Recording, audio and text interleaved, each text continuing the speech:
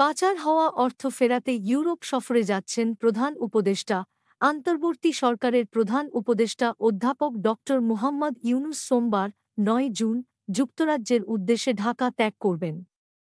৪ দিনের এই সফরে মূল এজেন্ডা হিসেবে থাকছে যুক্তরাজ্যে পাচার হওয়া অর্থ ফেরত আনার বিষয়টি সর্বোচ্চ গুরুত্ব পাচ্ছে বলে নিশ্চিত করেছে পররাষ্ট্র মন্ত্রণালয়।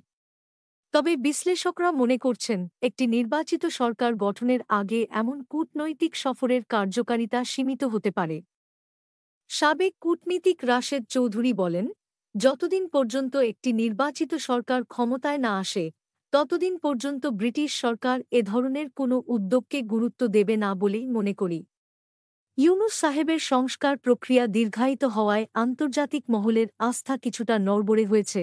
তিনি আরও বলেন, যুক্তরাজ্য সব সময় গণতন্ত্রে আস্থাশীল এবং তারা চায় বাংলাদেশেও গণতান্ত্রিক প্রক্রিয়ার মধ্য দিয়ে একটি স্থায়ী সরকার গঠিত হোক। যুক্তরাজ্য সরকার বিশ্বাস করে, নির্বাচিত সরকার ছাড়া দীর্ঘমেয়াদী কোনো সমাধান আসতে পারে না।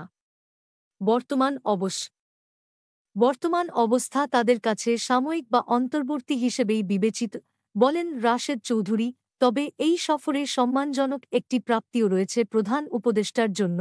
১২ জুন সেন্ট জেমস প্রাসাদে রাজা তৃতীয় চার্লসের হাত থেকে কিংস চার্লস হারমোনি অ্যাওয়ার্ড গ্রহণ করবেন অধ্যাপক ইউনূস। বিষয়টিকে গৌরবজনক বলে উল্লেখ করেছেন সাবেক কূটনীতিকরা।